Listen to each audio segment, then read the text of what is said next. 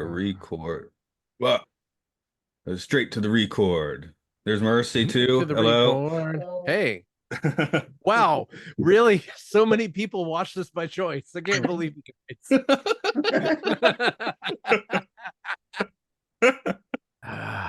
Wow. Let's see. It is a number 73.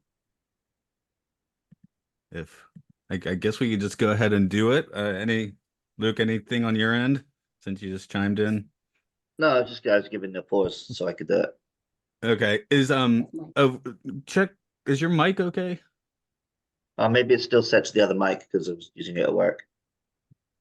Yeah, Yeah, it has been what, 3 weeks, or I don't know. You've probably done a few other podcasts, but there you go. Is that okay. better? Yeah, that's better. Yeah.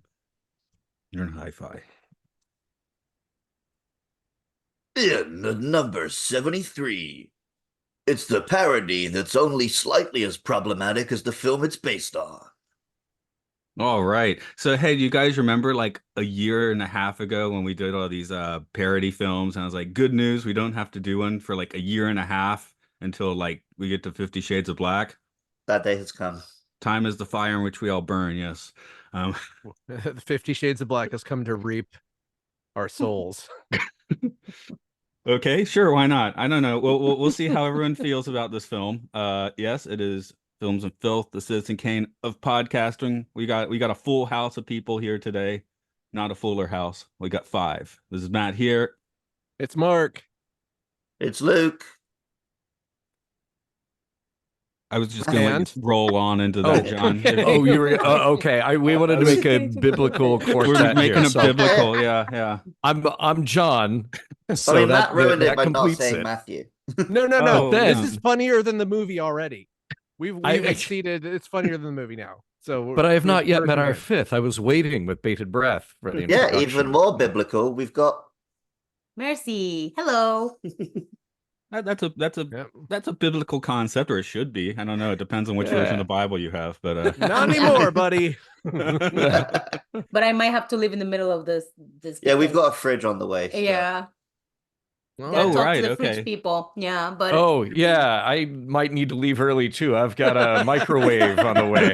Oh, look, it's here. I can't talk about this incredibly crappy movie.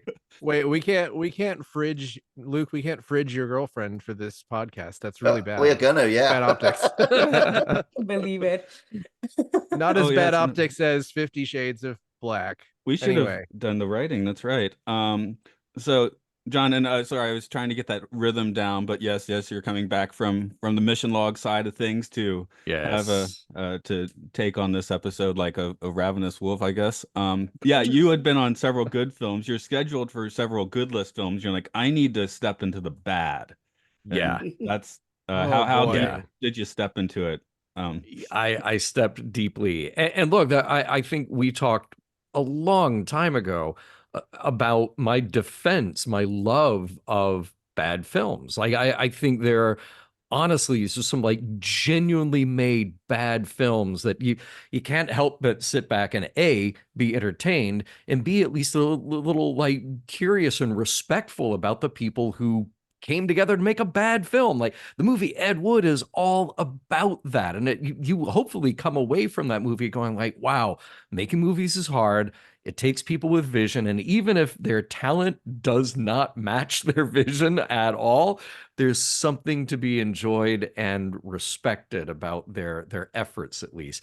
And that is exactly what I did not feel watching this movie. Like I had no sense of that whatsoever in watching this absolute crap show.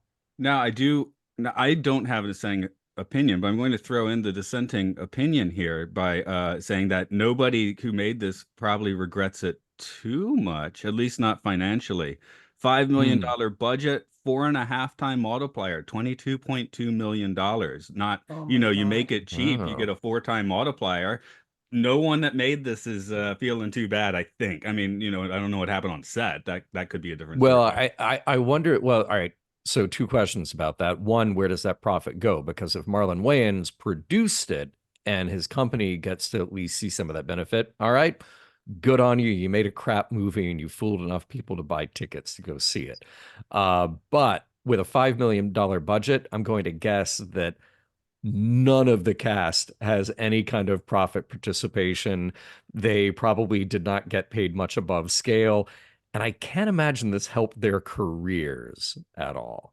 It did not help Florence Henderson's career. This is her final film Oh. appearance, unfortunately. Oh, she was one of the that's- only, I don't know, one of the only bright spots that was That, kind that, of that actually, funny. I laughed out loud. Yeah. Yeah. I think she's the old lady who taught him to have sex. Yeah. Oh, I see. She was the whiplash lady. That Yeah. said, Oh. that was funny 45 years ago in the movie Foul Play, where you had the little old ladies playing dirty Scrabble. Like that joke is Yeah. not like it Right. hasn't been done before in a somewhat better movie. Well, I guess I should Right, say my right. piece. I didn't hate this film. Like, especially in the first half, I was laughing at some of the jokes. I think most of this film's problems come with it trying to follow 50 Shades, which is terrible. Hmm. Like, I think parody films work better when they parody a genre. Whereas because this film ran out of jokes in its first half and was like, well, we have to finish the plot of 50 Shades. So they just chugged along to the end without any more jokes to tell. And it dragged. The thing that bummed me out is that this was not sexy, even though, okay, the leads, Marlon Wayans is in great shape for this. Like, I'm like, damn, he is older then than I am now, and he was in fantastic physical condition. His his lead opposite him, she's very Callie attractive. Hawk. I was thought she not- I thought she had a charm. Yeah.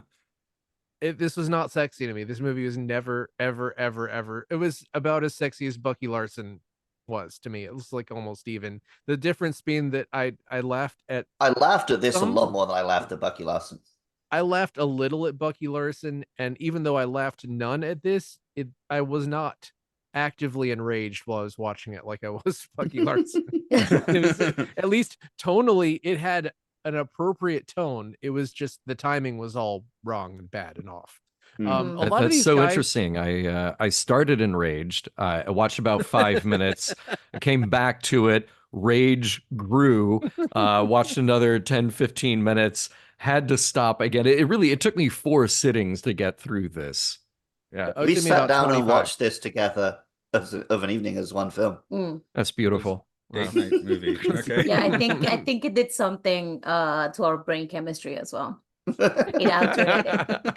But to be Okay. honest, I mean, I read the book a couple years ago because some of my friends were reading it as well, and I thought, well, let me see what's the deal. But I mean, coming from the fact that it's based on it's a fan fiction, right? Of Yes.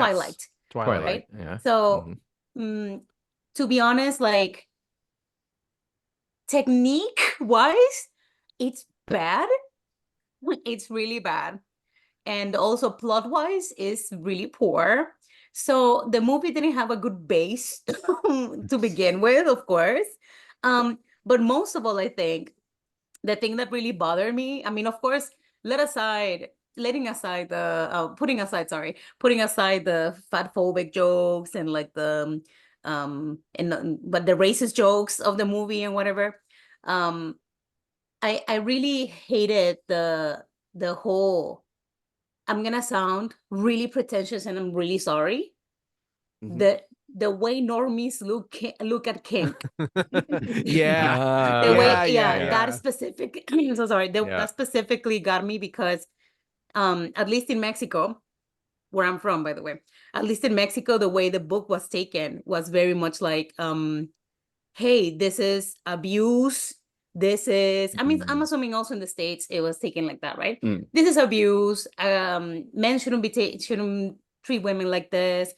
She hates herself by the way she treats him, and it's like, you guys have a really skewer vision of what pleasure and like what consent means, and then the book doesn't really like manage to like explain it well. The book is also a terrible depiction of kink, right? and then in the movie when she gets back at him, right? Like, oh, here's a big deal. I'm gonna put it up your butt. Haha, that's very funny. Assault is great. So I'm like, Mom, it's just distasteful, the whole thing.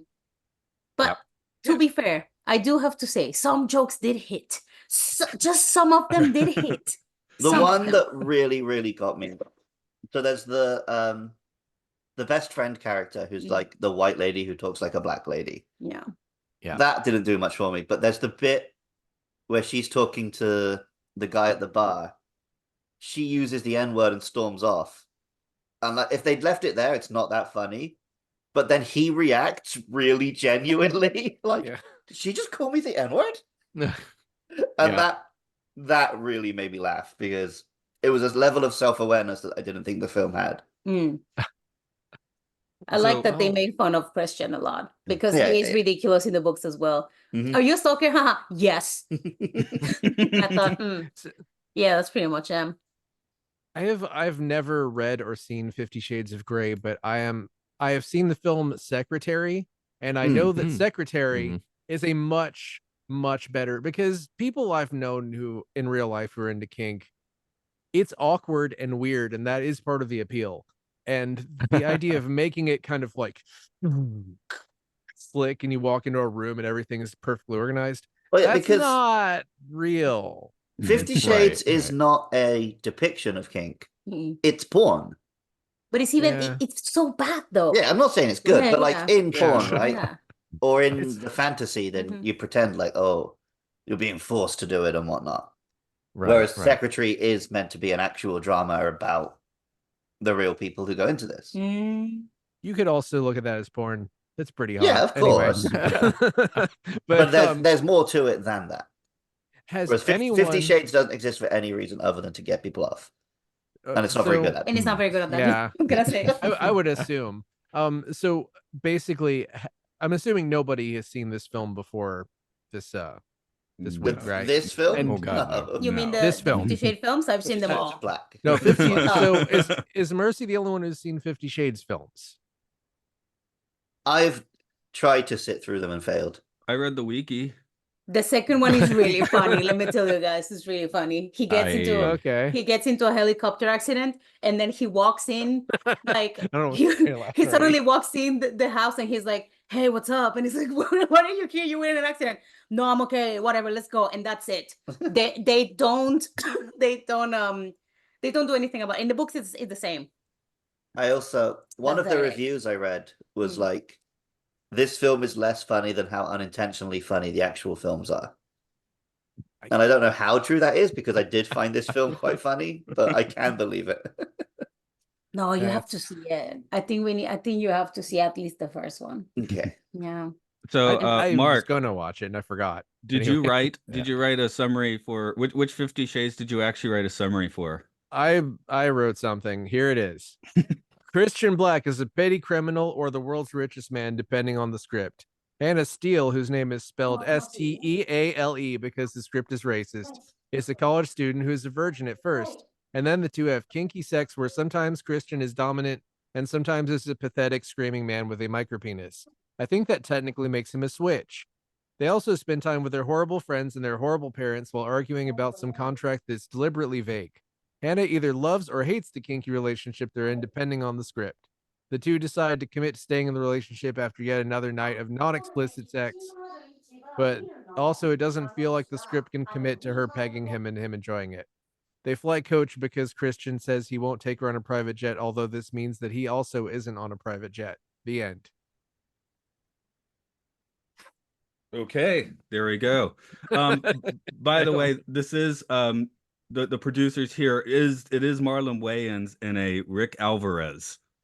Yes, the two of them and the director Michael Tiddes, that's Tiddes. They've worked together many times recently. That's just sort of seems like the thing that they do. A Haunted House 5, A Haunted House 2 4.7, this film at 3.5, Naked 5.4. Sextuplets. I don't know if Marlon Wayans isn't. Yes, he is. Marlon Wayans playing a bunch of people like Nutty Professor style. That was 2019. So I guess that was the thing that killed their career. Oh, we're about to get Half Baked Totally High. Oh, that was a disaster. that didn't involve Wayans or Alvarez, but it was it has 2 user reviews and 236 ratings. It came out earlier this year at a 4.8. You know how like a sequel to a film that big and it's got 2 user reviews. That's unbelievable. I didn't know it came out. And Anyway. yet they keep making movies. That's Yes. what, like the fact that there is more than one on IMDb for any parties involved is incredible to me. Well, they know the system of you give it a title similar to a famous film and someone will download it for a laugh. Yeah. If people had to pay, they enjoy making films, right? The old Adam Sandler thing where him and his friends have found a way to just mess around for the rest of their lives and get tax breaks. Like, fair play. I guess I want to think about the 60s version of the Roger Corman model where he has a title, books the theater distributor, then goes to make the movie in 5 days, shoots in 3 days, and shoots another movie in 2 days, right? That's the Roger Corman method. And all of that was creamed crap in the 60s. And now we're like, this stuff's great, Which there is stuff a ever drive. gonna be great? You require a certain drive. Be like, we're going to get this done in 3 days. Almost demands that you be passionate about what you're doing. I don't know if anyone cares about this. It's like I don't feel like even people who are in the movie doing lines feel like they care if they're even there. I mean, I don't know.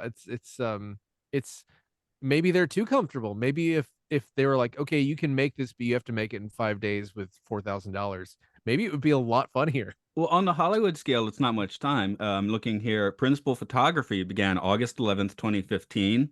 Film was released January 29th, 2016. That's 5 months total for everything. That seems short. I'm not. It's not like it had a bunch of effects shots. Yeah. But usually you think of movies in the cooker for at least a year. I don't know. When we did Black Christmas 2019, that one was a real short production I think release. Also these parody films probably have to turn around quickly to catch the zeitgeist, right? Sure. Yeah, it'd be weird if this came out now. But Mark, to your point about how give it less time and less budget and it might end up funnier. A Love Hotel we put on the Star Wars porno they had. And is this from the 70s? No, it's pretty recent. But it's honestly, it probably was funnier than this. Because they probably did film it in a day and just do the lines in one take. Do a little bit of softcore jiggling in between. The taglines for this film include, one of them is Mr. Wayans will see you now, which is weird. That's what they say in the book. Yeah, but he's not called Mr. Wayans in the... Oh, that's true. Sorry. Some of the... No, you're good. Mr. Gray will see you now is like the tagline for the film. It's like on the movie. On the movie poster. Top IMDb keywords are erect penis, erection visible through clothing, penis, reference to penis size, and talking about penis size. What a surprise of penis talk in a movie. You missed the poster tagline, which is way shadier than Gray, which I guess that's maybe true. I don't know. Again, I don't know. I don't know Mr. Gray. So Marissa is I've served Mr. Gray a pint. I feel like, oh, really? Yeah. He was filming a nice guy. Hot wife. He was filming a historical drama in Cheltenham when I was working in the Wagamama there, and it was quite busy. So he came into the bar for a pint while they found him a table. We chatted a little bit. Cool, friendly dude. Is the lady who plays his love interest in those movies now is better known as Madame Webb. I'm gonna watch that probably next month because I've got a flight. I kind of love her because she is just like her fired her entire team, said basically this movie's crap. I'm not doing PR for this. You couldn't do that. Remember what was it? Billy Zane left the Titanic press tour and then he couldn't get work in film for 10 years.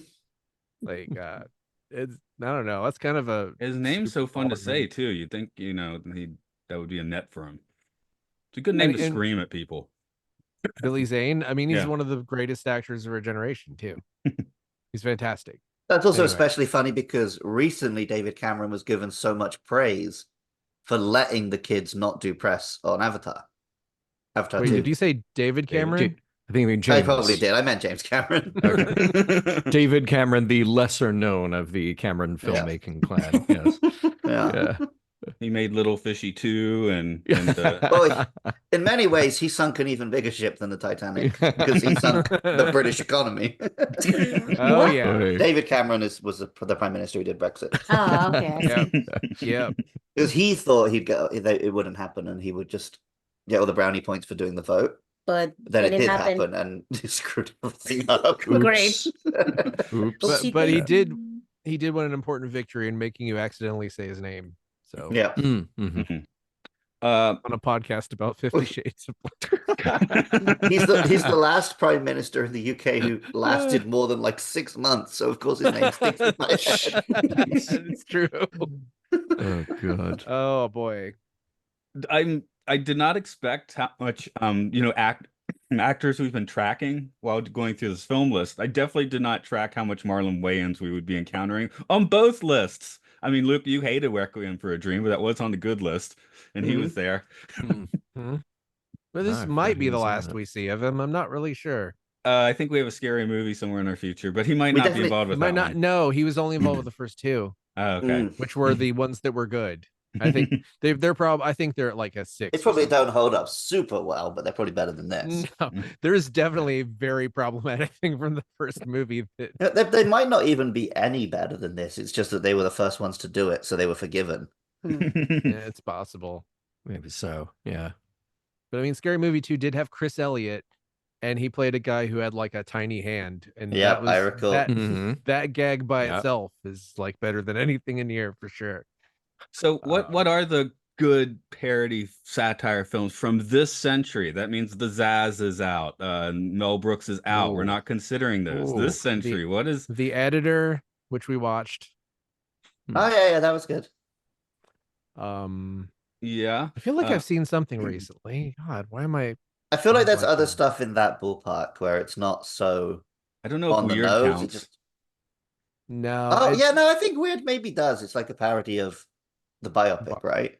Yeah, that's kind of how I was tracking. Even though it also is a bio. Actually, that's something going back to what I was just not talking about with something like Blazing Saddles or something. That's a thing. A really good. Oh, Black Dynamite. There we go. Oh, that's a great one. Well, But some here's of the thing. like- But are you distinguishing between satire and parody? Because I mean, like Black Dynamite, definitely a parody, definitely a style parody, you know. But I wonder if some of the ones that are better. Well, all right, I'm going to throw one out. I can't remember the title of it, but Fred Armisen and Bill Hader were doing that not documentary series where they literally narrowed down on things like Grey Gardens, and they did these very specific parodies of documentaries. They were brilliant. They were absolutely inspired. And it was a short run series. Each episode they had kind of boiled down the pure essence of documentaries. I think that's one of the few really great. And yeah, I see you looking up IMDb, Matt. I hope that's what you're doing. I'm failing so far, unfortunately. Okay, it's out there though. But I think ultimately these things come down to how much love do they show for the original thing that they're parodying. And I know you said to leave out Zaz, but you always have to go back to Airplane and say that like these guys just absolutely got the source material. Like they truly understood it. Black Dynamite, that's the reason that works so well, is they just totally understood the genre and how to show love while also poking fun at it. And this movie, there is zero fun involved in any of it at all. Yep. I think part of the key is it has to be that that It has film to be- transcends to where it is part of the genre now. Like Yeah, Blazing Saddles is a Blazing Western. Saddles is a Western. Spaceballs is Yeah. still, I think Spaceballs is like the 4th best Star Wars movie. The effects in Spaceballs are as good as Star Wars. Really. See, Well, yeah. I mean, and it's great. Blazing Saddles to me is satire, though. I mean, I don't think they were specifically aping Western films. I think it was more like, we're going to do this satire about race and racism and history, and of course, tie it into kind of modern day. By the time you get to the end of the movie, so. Is it a Mel Brooks Western parody, or is it a Mel Brooks satire about racism but using this well-known genre in order to get you into the story that he's trying to tell. You know, I love that movie, but I always kind of wonder, like, where really does it fit? You know. So 2 things. The show you were trying to remember is called Documentary Now. Documentary Now. There we go. There we go. Never seen it. So good. And then for a similar point, maybe the best superhero parody is just the Deadpool films. Who just have their cake and eat it. Like they just do a superhero film while making fun of it. Yeah. There you go. And that's why I keep arguing like the parody film has kind of died this century because the films just do it. Any joke you were going to do about Star Trek, the Kelvinverse films just did. I'm going to throw one out that I don't think anybody's going to know, but I highly recommend this. And there were sequels after it that I haven't seen. OSS 117 Cairo Nest of Spies. Anyone? No. Fantastic. You got movie. a slow clap. Yes. Absolutely fantastic movie. Yes. There were a series of French spy 117. films. Yes. Yeah. There were a series of French spy films that were straight ahead spy films. And in 2006, they resurrected it as a parody with that. Like, but it's so hilarious because he is such a prick. It's so like dry and so funny because he's basically, you know, in Cairo and he's just like an asshole to everyone. And I mean, I guess it's very French, but he's also totally unaware, which is great. And the other thing about that movie that's so great is that technically it's so spot on. Like you could fool somebody into thinking that this was a discovered movie from the 60s. It's just I love that movie so much. That's part of what's missing. Well, among many things that 50 Shades of Black is missing is that there's nothing interesting about it. And when they do go for effects or physical gags or whatever, they're the lowest hanging fruit. They're uninspired and uninteresting to watch. And then the character's awareness of what's going on, you can never quite figure out what the reality is for these characters at any point. I mean, and I'm so glad that you mentioned it early on in your recap, Mark. Depending on what the script says at the moment, it's like either this guy is a genius businessman or he's a criminal or he's an idiot or what. The movie cannot decide at all who he is. So from one scene to another, I don't know where he's coming from. I don't know what I'm supposed to care about.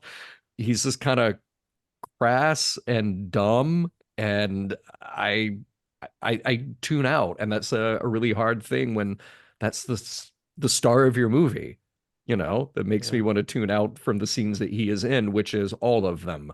Yeah, it's like commit to the bit. It's so simple. Commit to the bit. Everybody, if you're making a comedy. One part where it seemed like they were going to make a point, where it showed him with like previous partners, and how I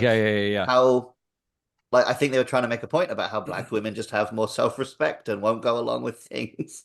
But then because the film is so inconsistent, 1 minute she's into it, 1 minute she's not, they can't make any actual point about anything. Yeah. And it means half the jokes don't land because Spy my guy. We just fridged my girlfriend. Okay. Yeah, half the jokes don't land because you can't have a joke based on a character when there is no character to have a joke based on. Yeah. I'm actually looking, when I was on my hater search, I saw a link for Popstar Never Stop Popping. I was like, well, is that a equally bad film that I like simply because it's more like, you know, like music dumb stuff? But it was Popstar's legit really funny. Yeah, that's supposed to be great. I've heard. Yeah, Popstar is good. Okay. Yeah. No, once I started looking at the critical response, and it's not bad. So it was a massive flop though. It had a budget of 20 million and made 9.7. So it did not pop. No accounting for taste. What is it? There's a TV series. What is it? Girls 5 Eva that's supposed to be also very good. You guys know about this? I think it's kind of recent. No, 2021, a one-hit wonder band from the 90s gets a second. I think it's more like a comedy that's just straight ahead, not parody. But I do rate Hot Rod over Popstar, but they're both really funny films. Yeah, I was just wondering if I had blinders on. Hot Rod is the like film those are generally the Island made like just before they blew up. I think Hot my Rod wife is funny. Oh, right. Hot Rod is funny, and the home video release, it's either the DVD or the Blu-ray, is hilarious because the behind-the-scenes stuff and the commentaries and all, absolutely great. Bill Hader just does the whole thing with an English accent, as if he is some other actor hired to do this, and they just commit to the bit. They just stay with it the whole time. Yeah. Nice. I think I was distracted by how much my wife hated the film Pop Star, so I thought maybe it was like just me. She didn't like that one. I was looking at a list of best parody films, and a lot of them are not parody films at all. But one did catch my eye, and it's called Amityville Karen. And it just says an angry Karen becomes possessed and then attacks people. It's at 2.5. So that's one of those franchises that you can just basically, I mean, it's not, I guess you can't really copyright the word Amityville or something. Nope. I don't know. So there's a whole lot of like weird left field ones for that. If we had started this podcast later, I think that would be on the list, Mark. Oh, Amityville Vibrator. That was Amityville Karen's at a 2.5. Would that be on our list, Mark? Oh my God. It should be, because this, well, I don't know what this, Matt, do you have when your snapshot of what the films were? Because I know some of them have been are lower or higher than, like, was it? Oh, the ratings? No, sorry, I did not. Yeah. Also, Smolensk that's coming up is like a 1.2. It's super low now. This is at like 3.8 or something. This is still it's gone higher up than some of the stuff. So, yeah, it's gone up. So could this be a bit of like I was saying with the Corman stuff from the 60s? Now it's great stuff to watch. I mean, this might be a weird 2010s blast of nostalgia at some point, whereas right now it just looks like, it's just kind of crap. Dude, there are so many Amityville movies that we could just start a podcast where we only watch Amityville movies. You can start a podcast where you only watch Amityville movies. There's Amityville Death Toilet. Anybody up for that? Oh my God! Wow. The titles are great though. Don't get me wrong. Amityville Turkey Day, Amityville Vampire, Amityville Playhouse, Amityville Shark House, Amityville Toy Box, Amityville Exorcism, Amityville Aliens, Amityville in the Hood. Can we cut them off? Amityville Asylum. Holy we got 25 minutes to kill, Matt. Let him finish. Amityville Scarecrow 2, Amityville Webcam. He's going to go on for 25 minutes, I think. Mark's just listing Amityville movies. Most of these are from the last 5 years. Read something from the book. Oh boy, this is funnier than the movie. Anyway, I keep scrolling through my notes looking for the joke that really got me, which I thought "fuck to the no" was funny at the time they said it. Now I'm looking at it, I'm like, maybe because it was late at night and I just had a Jack and with some water. Right. That might be why that was funny. I want to stop making the wish.com jokes, but this is like the wish.com of Pornhub. That hopefully that's the last time I ever make that joke. I mean, technically the racist parents were funny, but I felt like casting, they were, right? So obvious. That was so obvious. Fred Willard on screen, you're always happy. Yeah. No, I love Fred Willard. Not nearly enough of him here, and I mean, it's a funny conceit that they're completely clueless about their kids, but it just there weren't actually that many great jokes from it. It was a premise without right. The Country Bears movie did that way better. You're actually right. Yeah. Anyway, I could start just saying jokes from that movie. Yeah, I am noting most of the funny stuff is stuff I wrote in response to the movie, though I did not write the actual joke from the movie. Well, and I think we all agree that the Florence Henderson scene was, that was pretty solid. She was great. I like the mashup of her story and the Whiplash reference. It was just weird and it worked. And she's great. The cut where the camera pans around and you see that there's a room full of other guys waiting. All the guys. Yeah. That was good. That was what made that scene for me. Good stuff. Yeah. Let's say, "Hey man, smell my finger." I don't know. That was just a George Clinton album, and they made a joke about that. So you see, I'm making these connections now. I'm like, how can I make fun connections at this point? So here's something fun. Michael Titty's biography on IMDb is really long, but here's the last paragraph of it. Michael Titty's career exemplifies a continuous quest for innovation, underpinned by a profound dedication to diversity and storytelling authenticity. As he forges ahead, exploring new narratives and cinematic challenges, his contributions remain integral to the evolving dialogue of film as a medium for reflection, connection, and entertainment. As credited to Mortimer Public Relations. Okay, Mortimer, got a good PR guy there. Okay, good job, Mortimer. I love the just boilerplate, like the agency wrote a huge bio for somebody who's kind of. Oh, it's like, I mean, it's like you when you go searching for stuff, especially you know, I like to look up guitar gear crap, and so often you're going looking for a review of something and you end up and you're like, oh, this is AI generated garbage. Like the review is AI generated garbage, like literally. Yeah. Because you'll find it in 5 different places and you're like, I want the real review. But yeah, it's just so much smoke being put out a bit like that now, you know? Like I am looking for legit opinions and I'm just getting like weird, like what you just read. I don't know if that's actually AI, but well, it sounds like no. I don't think that's it. AI usually comes across as like badly translated and overly excited. I think like as far as gear, like what I find myself actually the legit reviews are guys with weird accents who are on YouTube generally. Oh, now we get to these like you can't identify where they're from, but they have, you know, then they're very honest about the thing and probably weren't given it for free. Sure. Right. Maybe. Yeah. Yeah.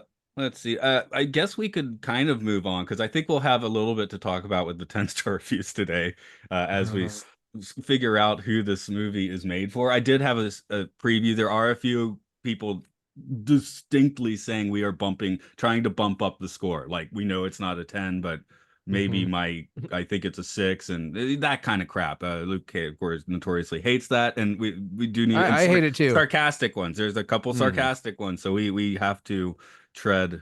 This is pretty filth, though. I mean, it's supposed to be filth. It's meant to be filth. It's not filthy enough, but it's also not enough of a. It's not enough. It's artistic. I'm calling it artistic filth, though. Artistic filth. It was made to make money, which it was successful at. That's when, again, Popstar like lost massive money, right? It was a giant flop. This worked financially.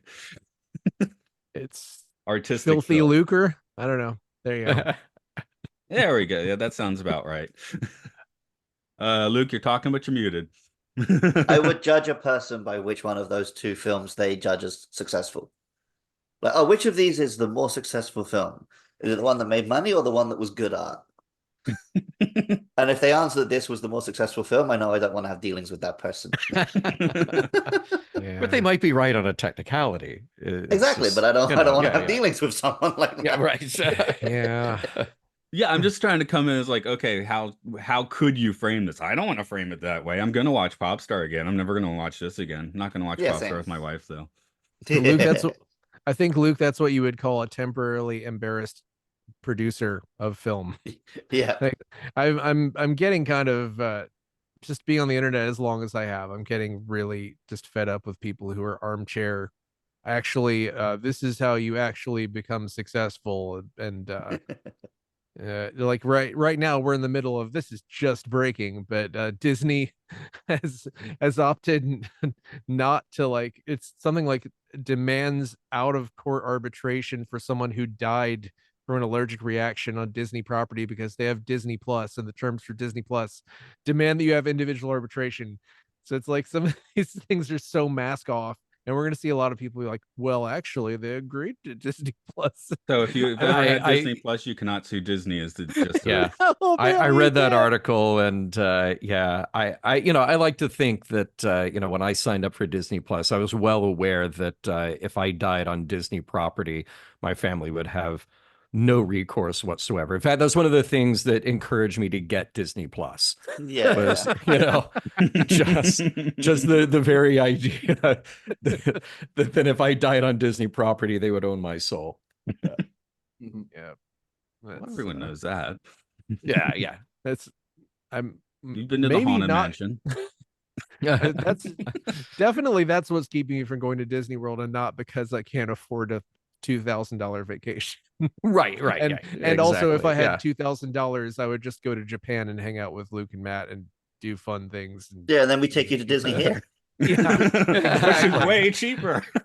And if I died at that Disney, then I would get money, because Japan is honorable in ways that There we But go. it would take you 30 that years. American Disney. It might, and I would be cremated before anyone could do anything. But Yeah, I guess there's a whole thing like if you're suing someone for damages and you're dead, you don't get a sue. So I think you should be. Yeah. Anyway, let's take a look at those. I don't have allergies that can kill me, so thankfully I will not die from that. Before we do move on to the reviews, I did want to ask how much, when 50 Shades did blow up like 10 years ago, how much exposure did you have to it during that whole phenomenon? My then girlfriend did read them, and seemed to enjoy them, but also constantly criticized them. So... I feel like that was usually the default reaction. It is like there was a lot of people who were very interested, definitely read the books, less so into the movies, but they had a lot of criticism. But you know what? They were still reading them. They were still getting something out of them. A sort of conversation with, is it being criticized because society doesn't accept like women's sexuality? And then it's like, no, maybe it's being criticized because this is a bad example of that. And right. You have both sides and like both making good points, and it just became a bit of a like, well, now everything does it, but it became a culture war thing for a little while there. Yeah. At the time, and to this day, have not read the books, have not watched the movies, don't really care to that much. But I know a lot of people who did read the books, and just like you're describing, Luke, I mean, same thing. Even if they enjoyed it, there were criticisms to be found. The cultural conversation around it was interesting.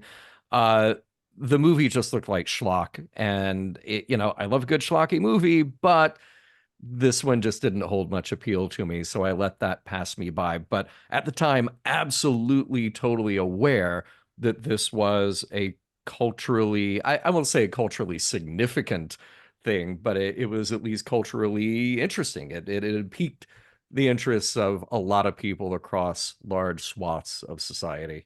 I'm assuming all of us here have heard George Takei read it. Well, no. Oh my God. Wait a minute. You're taking it a lot in that book. So George Takei, of course, had to read a segment. So look that up on YouTube later. Wow. I want that. But actually, I was going to say in Japan, I think most of my exposure was just vicariously through Facebook when people would bring it up through other pop culture references. And I was checking here in Japan, it says in Japan, 50 Shades of Grey, the film was unsuccessful, opening at number 5, falling out of the top 10 the following week. I don't remember the book ever being here. Maybe it was, I don't know. I don't think Japan they don't has need any trouble finding kink. Yeah, they have pinnacle manga. Right. So yeah, it they're not. I remember. Sorry, go ahead. Like Twilight itself, right? It's part of its success is coming from a very repressed Christian society. Allowing itself to admit that some things can be sexy. Yeah, Luke, I feel like Twilight hasn't really made much roads into Japan. Am I right? I mean, Harry Potter for biggies, but Twilight not so much, right? Yeah, I don't see like merch anywhere or very much or anything. I mean, I know the movie's played, but yeah, it's not. I feel like it's probably a little more melded into American culture, and 50 Shades. So I feel like my social circle, whatever it was at the time, kind of laughed at it. So it didn't look. It looked like it's something that took itself so seriously that I was not going to be interested in it, and I still kind of feel like that's the case. When I found out it was Twilight fan fiction, suddenly it became much more fun to just even contemplate it. But that like what Mercy was saying, where it's kind of seemed like how normies see things, that's definitely kind of the impression I got. It's I was watching some pretty sick shit when I was like 18, so I'm not saying I'm not saying like torture porn or snuff films or anything, but like we all watched Caligula in high school. It's just It's not Regular guest of the show here, Andrew. Since he doesn't drink, for his 21st birthday, we went and he rented Caligula because you couldn't at that video store you couldn't rent Caligula unless you were 21 years old. Oh So my God. instead of drinking, that's how he celebrated his 21st with Caligula. I'm pretty sure he wouldn't mind me throwing that one out there. Really, truly couldn't rent it unless you were 21 at this video. Well, it's a Bible Belt. It's Athens, Georgia. There were lines, but it's like we were watching Gwar videos in high school where it's like in some of those Gwar movies, I remember like there was a Gwar movie where the singer's like penis runs away and he has to like find it, and then he finds his penis is like a giant fish that's like and then he like finds it and kisses it and makes out with it and stuff. Look, we've all experienced this, okay? Yes. We've all been through that. But but Gwar are pretty much mainstream by now, right? Or somehow. Yeah. They still perform but have no original members. Is that correct? No, they have a couple of original members, but not many. And I think the original guitarist left and then came back, and he's the singer now. It's I regret I never actually saw them live with the original lineup, which is you need a raincoat or something. Okay. Yeah, that's John, sort of the thing is I don't like it messy. No, I would say, speaking of Caligula, as you were a moment ago, I did go see the very first screening of the fully remastered, recut Ultimate Edition. That was back in the fall, and that was the first time that had been shown outside of the previous Cannes Film Fest, which was about a 90% finished cut. But now it will be available on Blu-ray. It is outstanding. It's still sick and weird and gruesome and grotesque. However, this is a completely recut film using not one frame of the original film. And I think the restoration specialist who was there introduced it by saying that, they were approached about doing this remaster, and he said, okay, but you got to get us freedom to like go back, find the original negatives and do all of this research. Cool. And they discovered something like 90 hours of unused footage. And then in his words, realized that Bob Guccione and whoever the editor that he had hired, outside of, Tinto Brass had quit and everybody else was gone. He's like, they used all the wrong shots. They just completely got it wrong. So now we can actually rebuild this film. And it was outstanding. Malcolm McDowell was there, introduced it, did a Q&A. Highly recommend it. Wow. So yeah, do check that out when you have a chance. Yeah. That's a miracle considering how much we talk about films where their parts of them are lost or entire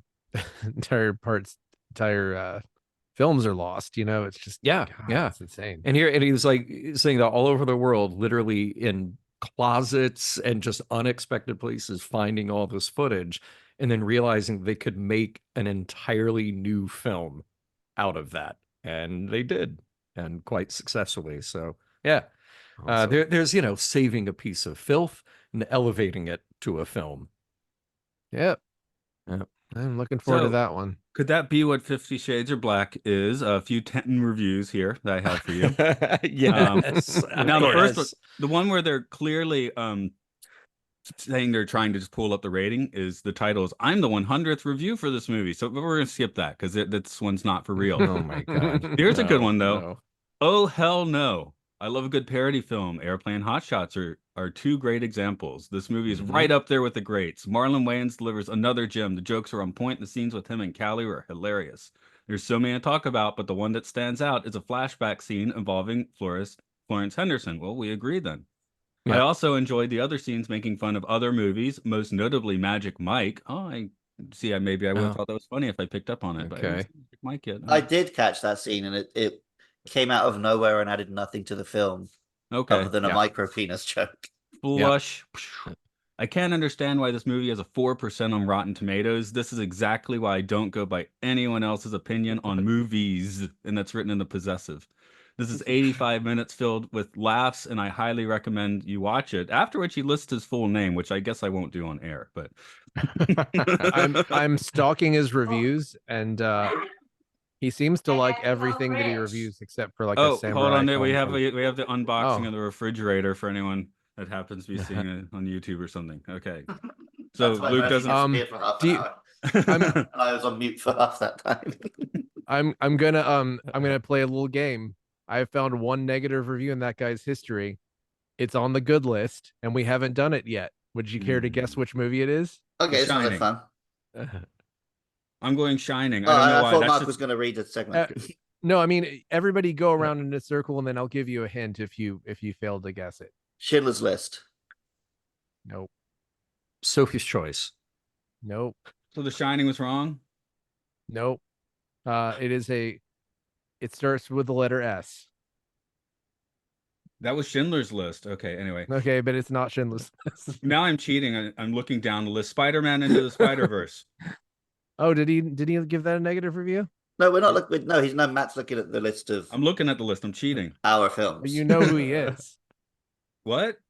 No, Matt's looking It's at our list. I'm looking at our It's a- list.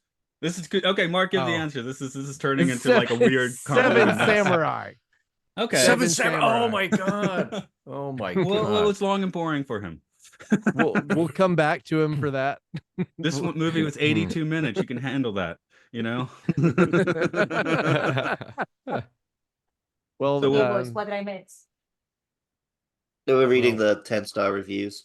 I thought they were reading actual like parts from the book. No, because none of us have read the book. We wouldn't know what to read. But you do. that Everything wouldn't be is bad. hard. Anything you choose is bad.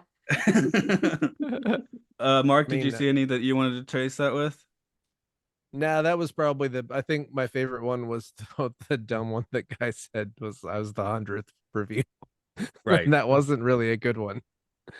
Okay. 50 terrible lines from 50 Shades of Grey. All right. Oh, we're We'll doing do a bad couple lines of from the these. book. Okay. He Nice. reaches Okay. between my legs and pulls on the blue string. What? And gently pulls my tampon out and tosses it to the nearby toilet. Holy fuck. Sweet mother of all. Jeez. Oh, I thought was that your, no, that was not your response. That was the book. Okay. No, I'm doing some lines. Don't you like the butt drawer? Okay. He'd said such loving things today, but how long will he want to do this without wanting to beat the crap out of me? That sounds like a good relationship. My inner goddess is You see beside what I'm herself, saying? hopping from foot to foot. My inner goddess fist pumps the air above her chaise lounge.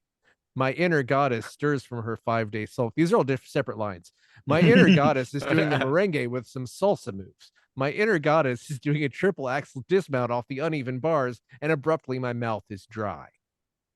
Okay. I mean, Oh, if man. I'm on, if I can comment on something, it's like, okay, as fan fiction, it's like really mid low quality fic. All right, because I've read some amazing stuff, amazing fan fiction, right? But this is like really bad. If anything, it should be like a testament of how you can literally just do whatever you want. You can publish whatever you want. Anything can be published. If that got published, anything can. His voice is warm and husky, like dark melted chocolate fudge caramel or something. See, Like, the thing is, if they just made this Oh my film, God. 50 Shades of Black, just bad. directly took this dialogue, transposed it onto this film, made everyone take it completely seriously, it would be very funny. I agree, right? They missed on a lot of stuff. I must be the color of the Communist Manifesto. Oh yeah, that's a really famous one. So like, as you can tell, she's not really an accomplished writer, in my opinion. Like, it's honestly quite poor. And English is my second language. Like, hey, this is bad, lady. Oh yeah, Oh no, I Oh, just I found a thought- joke. I assumed this was just from 50 Shades of Black, but why are we looking at a playroom? I am Yeah. mystified. You want to play on your Xbox? I ask. He laughs loudly. I just found that. I'm like, oh my god, that was a joke based on that line. That whole thing, Yeah. I'm like, oh, they are playing Xbox. So that was Yep. the whole. Yeah. Anyway, bad. Like, there's good erotica, I think. Like, there has, I mean, not there has to be. There is good erotica, good course. porn, good stuff Yeah. you can read. And it is a little bit unfortunate.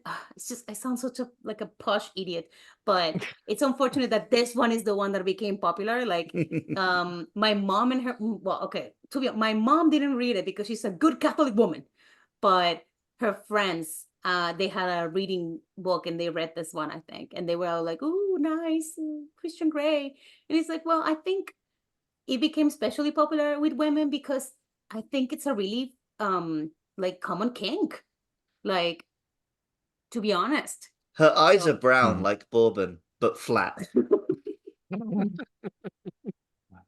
I'm still thinking about that. Okay. Oh God. I guess well, here's the thing though. I think I can write okay, but I can't write a story to save my life. So I guess they couldn't either, but they did it. So Honestly, this should be a test of anybody. Like, we all should write one thing, you know? We can like write, we can close our eyes and write, and it's gonna come better than this. I've seen, I don't know an exact source, but I've seen things that are sort of parodies of romance novels where it's like he walked sexually into the bedroom, his penis was throbbing, and his long penis protruded from the, you know, like you can make such funny shit out of just like laying that on really thick. And my favorite, I guess, is from well, Luke doesn't like SNL, but it's the John Lovitz doing the Tales of Ribaldry back in the I love 80s. that. Yes, yeah. yes. I was John you Lovitz's guys my beat favorite. me to lines. If I brought up that page sooner, I was going to start doing that for them. But He has a hotline to my groin. What's eating him? Oh, myself, probably. I mean, If you compare this to Twilight, Twilight is technically like technical. Yeah, Twilight is better. Yes, absolutely. And it's still, in my opinion, a little bit poor. I mean, are any of you guys familiar with Chuck Tingle? Yeah, of course. Yeah. I do not know a Chuck Tingle. He Chuck just Tingle puts writes out the- all these. Yeah, go ahead. Chuck Tingle? I just pulled his name up real quick, and the first result is "Pounded in the Butt" by my own butt. Kirk is a scientific researcher on the leading edge of cloning technology, but his team has reached a standstill in an effort to stabilize rapid clone growth. Researchers have been taking DNA from various parts of their bodies and combining it with small amounts of animal DNA. But when the scientists combine samples from Kirk's butt, brain, and a hawk, the resulting effect is a handsome living ass who immediately sweeps Kirk off his feet for a candlelight lit dinner for two. Kirk has finally found a lover that truly understands him at his very core, his own gay ass. This erotic tale is 4,000 words of sizzling human on gay ass action, including anal blowjobs, rough sex, cream pies, and sentient butt love.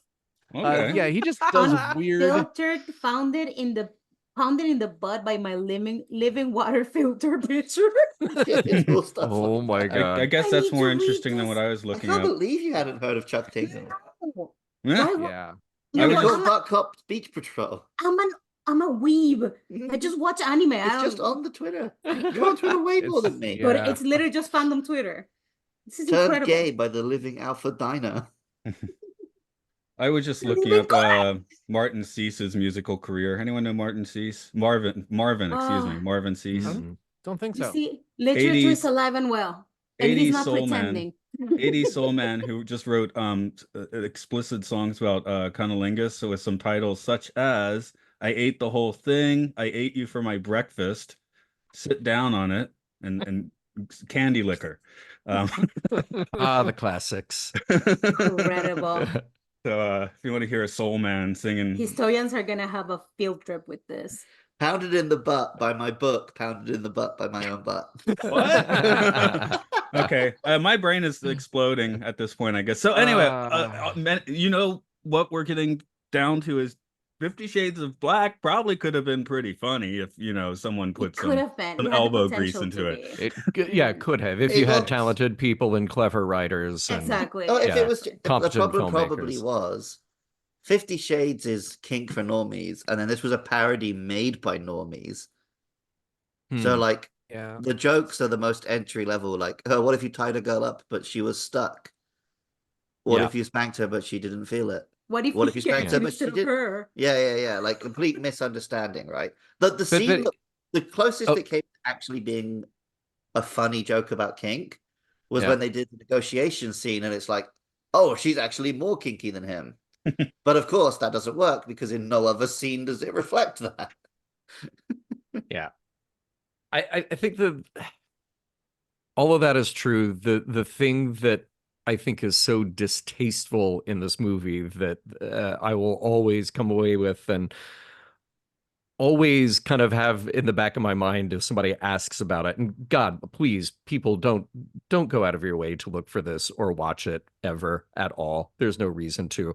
But there's a cruelty toward its own characters, and you're talking about the misunderstanding of kink.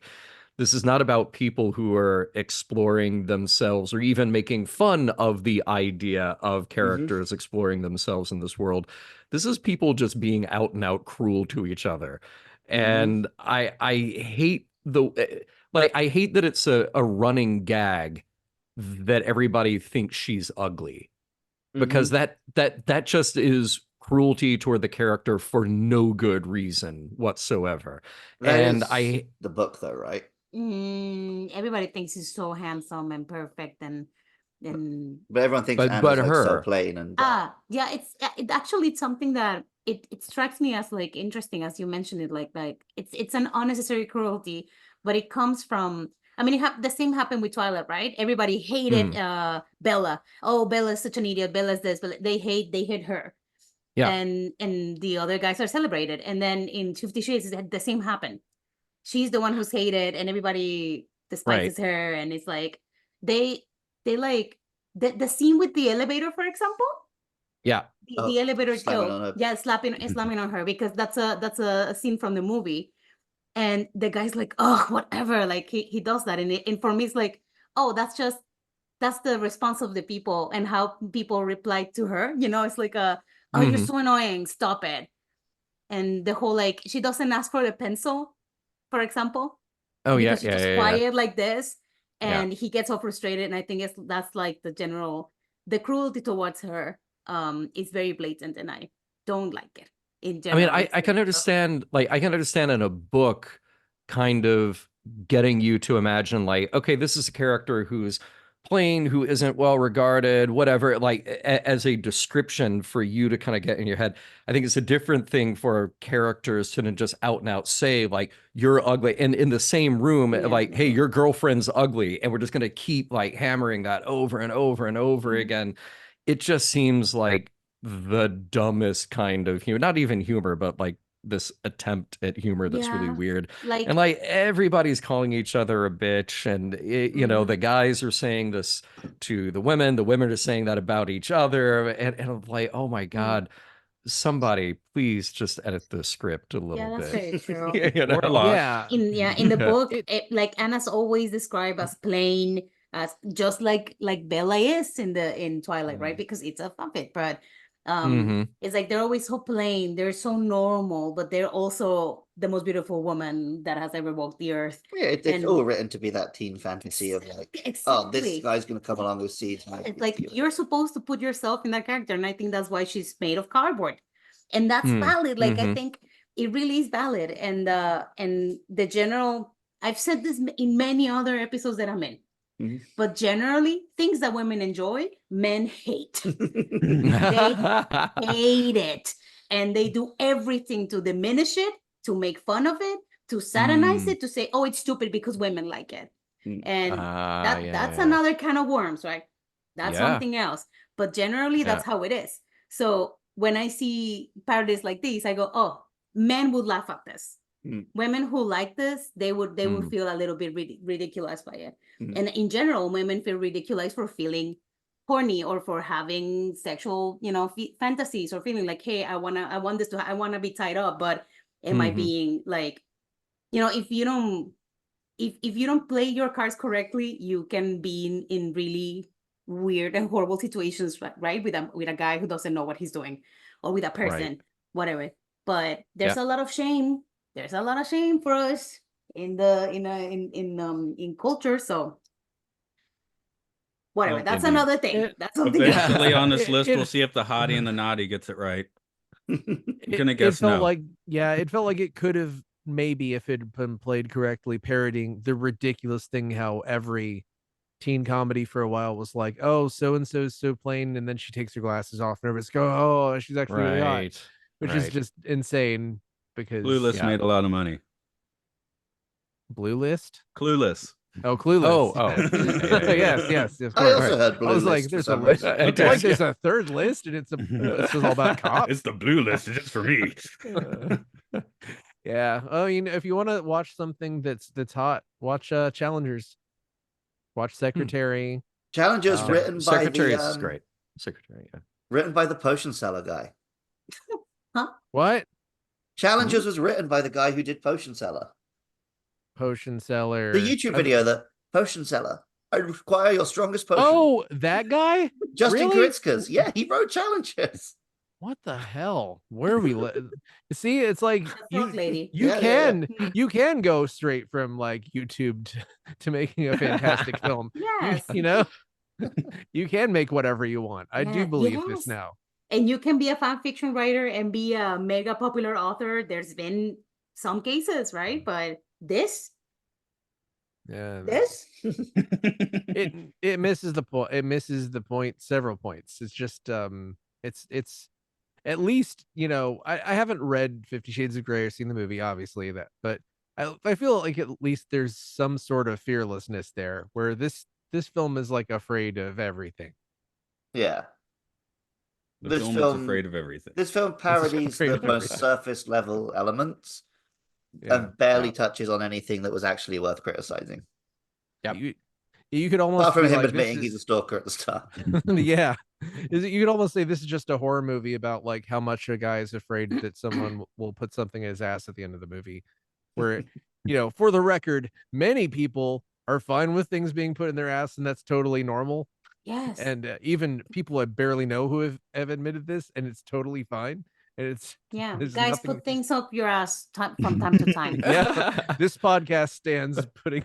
Have I told you? I think I know. Whatever you're listening to this podcast on right now, put it up your ass. Exactly.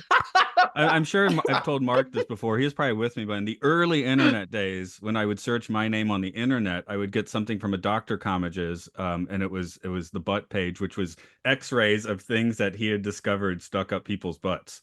And that's what that was like the first result when you would type my name in, like 1998. You should take over that site if he's gone now. Yeah. You know, yeah. I guess we'll wrap things up for today, unless someone has something they got to scream. Okay, Mark likes to scream. I thought he might just scream for fun, but yeah. Please don't scream. It would be fair. This has been a crazy. I feel like I've exhausted my madness. Okay. Insane episode. I think you guys should read 50 Shades, the first book, not just because it's funny, because it's a really good exercise on exploring how not to write kink.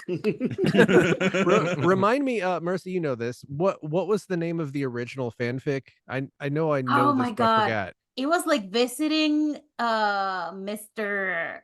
Cullen, because of course it was Edward Cullen, right? It was something Mr. Cullen. Yeah, that sounds about right. If I am 100% incorrect, and it had to do with the Shades of Grey, possibly. It was developed, Master of the Universe. Ah, there you go. Something like that. Written by Snow Queen Ice Dragon. So, you know, you can read that. I mean, sure. Sure. Okay, well, not to be confused with Masters of the Universe fan. I was about to say, how much would this whole thing be improved if instead of a fanfic about Edward Cullen, it was a fanfic about He-Man? Yeah. He-Man would be the stalker, rich guy. That'd be on the good list. Yes, Prince Adam. I would eat it up if there was a JoJo fic. Of course. I would be like, no, that you don't know literature, you don't understand. I was just so into it. I'm just imagining Cringer in the corner, just being traumatized by everything that happens. Cringer's cringing. Unfortunately. I guess we'll wrap it up for today. John, this is by the power of Christian Grayskull. Nice. This is next week for you, so I guess it's a Dark Frontier time, is it? Oh man, it is. Yeah, Bliss comes out today, then Dark Frontier 1 and 2 together, of course, because they really belong together. So special guest host Ryan Britt, who wrote Phasers on Stun and is regular contributor to places like Esquire and IGN and Den of Geek. So yeah, good conversation. Alrighty. Oh, we should probably say it's Mission Log Podcast. I think. Oh, yeah. Mission Log Log. Podcast. Yeah. No one's listening to this who podcast.roddenberry.com. doesn't know John's podcast. Oh. Yeah, you always assume it might be someone's first Yeah, podcast never that you're know. listening to. Yeah. So. And if it He's is, really into 50 welcome. Shades of Black. Hey, Very disappointed that we just chatted. Perfect, Yeah. perfect transition from 50 Shades of Black to a deep dive of the ethics and morality of Star Trek. Yes. As for us, we do all our podcasting on Patreon, Podcastias, where you get these, some stuff on Twilight Zone, Luke Loves Pokemon, Game Show. That should do it. Yeah, looks like the Podcastio Soldier pod Boy. up the astius. The Soldier Boy game show episode just came out. Yeah. Like 2 people listening know what that means probably, but yeah. Yeah, I think the episode goes live tomorrow Yay. for the public feed. It's Also, it'll be last week by the time they're listening to this. So. So all you can right. do that. Okay. Mercy, you got anything to plug? My My ass. Oh, again, our My podcast is Twitter not account. afraid. what was can you do my Twitter? It's at Mercy Escribe, Mercy MERCY Escribe ESCRIBE. Yes, because so it happens. I am a fanfic author, so go read my stuff yep. if you like JoJo. Cool. Nice. She always All gets right. me to read out the Twitter because she would say the letters in Spanish. Yes, I will do the letters in Spanish. Once So- again, Right. hit the 15 seconds back on your podcast listener twice and let Luke give the final line.